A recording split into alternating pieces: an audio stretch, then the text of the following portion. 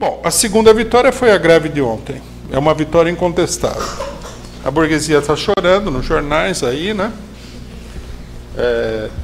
Se a gente abrir todos os grandes jornais golpistas aí dos grandes capitalistas de hoje, o choro é absolutamente livre, né? O primeiro fato é que ninguém conseguiu esconder o fato de que ontem a classe trabalhadora, os sindicatos, as organizações de partidos de esquerda, organizações populares, MST, outras organizações, pararam as maiores cidades do país de ponta a ponta, né? São Paulo ontem parecia um domingo. Não tinha nenhum ônibus circulando, nada. Então isso daí não havia como esconder, né? A dimensão da paralisação que mostra o alcance, né, das organizações operárias de esquerda. Aí eles, logicamente, tiveram que elaborar uma história para justificar que isso daí não é tudo o que parece. Então, a tese que é mais explícita de todas é do Estado de São Paulo, que é um jornal mais intelectual da burguesia, fala o seguinte: não foi uma greve, foi uma coação para impedir o pessoal de trabalhar. Tá? Suprimiram o transporte. Eles se esquecem, né, que greve de transporte é greve, né? E aí bloquearam estradas, etc. e tal. Logicamente que, embora isso daí tenha algum fundo de verdade, né, porque a greve de transportes ela foi expressiva, e aqui nós temos que, como é que se diz? Elogiar o acerto das direções sindicais, que querendo paralisar o país, a primeira coisa que eles fizeram foi paralisar os transportes, lógico. Mostra um sentido estratégico, né, na luta grevista, muito importante. Mas a greve ficou muito longe de ser apenas uma greve de transporte. Muitos setores pararam, né, professores, funcionários públicos. Foi uma paralisação muito grande. Há quem diga, né, que essa teria sido a maior greve geral já acontecida no Brasil. É possível, né? Eu acho difícil a gente discutir esse ponto de qual foi a maior greve geral, porque, num certo sentido, eu já vi várias greves gerais no Brasil, que eu me lembro, todas elas foram a maior greve geral. Parece que cada uma que acontece é maior do que a anterior, o que é uma coisa até certo ponto natural. Falaram em 35 milhões de pessoas paradas, né? Isso daí seria quase que exatamente 35% da força de trabalho no país. Se foi isso daí, que nós não temos como constatar, não vamos fazer fantasias aqui para apoiar a nossa política, né? Vamos nos manter na realidade, nós não sabemos. Mas se foi isso daí, essa teria sido uma greve geral para o Brasil gigantesca. Se essa greve geral fosse em outros países do mundo, né, como, por exemplo, a Argentina, que tem uma tradição de greve geral, coisa que o Brasil não tem, 35 já não seria tão expressivo. Mas no Brasil é muito grande, né? Seja como for que foram paralisados esses 35 milhões de pessoas, é uma paralisação que mostra uma força muito grande das organizações sindicais, né? Fica aqui uma lembrancinha, né, para aqueles que, por um motivo também desconhecido, achavam que os sindicatos estavam mortos, que os sindicatos não são organizações poderosas, que os trabalhadores não seguem os sindicatos, etc. e tal. O que foi mostrado nessa greve geral, que foi uma greve geral de partidos e sindicatos e outras organizações, foi justamente a capacidade dos sindicatos de mobilizar o país. Mobilizaram os trabalhadores, todos que poderiam ser mobilizados? Não, logicamente que não. Nós vamos tratar desse problema aqui.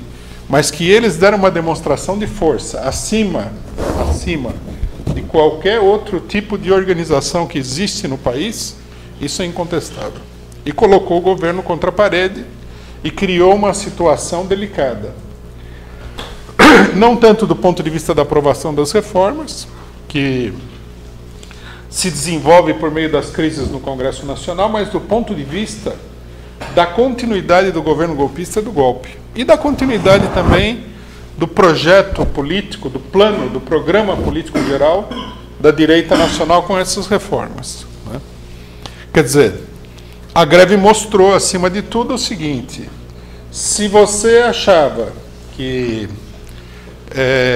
as mobilizações da época do golpe, como muita gente achou, muita gente, não só de direita, era aquela mobilização, conforme foi apelidada, né, derrogativamente pela direita, de mobilização pão com mortadela, está na hora de rever esses conceitos todos, né? Porque o que aconteceu ontem precisaria de muito pão e muita mortadela para acontecer se fosse essa metodologia. Quer dizer, não se trata de mobilizações artificiais, não se trata de fanatismo de um punhado de militantes, se trata de uma mobilização que está, pouco a pouco, englobando a esmagadora maioria da população brasileira. Isso que a greve mostrou, né? Nós vamos falar um pouquinho aqui também, né, dos limites da greve, de todas as coisas que compõem esse panorama. Uma coisa que chamou a atenção, que deve chamar a nossa atenção, é o fato de que a burguesia ela destacou bastante a violência. A política da burguesia é uma política de confronto com a classe operária, até o momento, né? Se a gente fosse fazer o retrato da situação política hoje, pelo que os jornais da burguesia dizem, pelas declarações dos governos, do Temer, do Dória em São Paulo, né, que é uma espécie de porta-voz cômico da burguesia, a gente tiraria a ideia, nós ficaríamos com a ideia de que a questão é o confronto, né? Os editoriais dos jornais falam que são corporações, uns falam que são bandidos, criminosos, que saíram às ruas, vândalos, depredação, etc. e tal. Quer dizer, eles destacam esse aspecto da greve que teve confronto mesmo. Pelo que nós temos informação, nós estamos ainda, logicamente, ruminando aí, digerindo, né, os dados da greve. Parece que o confronto, na maioria dos lugares, foi iniciado pela polícia e pela direita. Não é que a mobilização foi para o confronto, pura e simplesmente, né? Me parece também, dá muito essa impressão, que a burguesia ficou preocupada com o nível de resposta que houve, né? Porque dessa vez, né, isso aí a gente tem que falar com grande satisfação, os coxinhas, os elementos de extrema-direita que levantaram a voz aí, tiveram uma resposta à altura dos setores sindicais, que já não são estudantes, não são pessoas de classe média que participaram das primeiras manifestações, né? Todo mundo deve ter visto a cena no aeroporto, acho que do Rio de Janeiro, né? Santos Dumont, onde o aeroporto é meio que assim o território livre do coxinha, né? Ele se sente à vontade no aeroporto porque, digamos assim, não tem pobre no aeroporto, a não ser a faxineira ou outra figura ali. Aí eles foram fazer aquele show e os sindicalistas lá perderam a esportiva. Mostra que nós estamos entrando numa nova fase também da luta contra a direita. Uma fase onde os elementos da classe trabalhadora começam a intervir, começam a mudar o tom.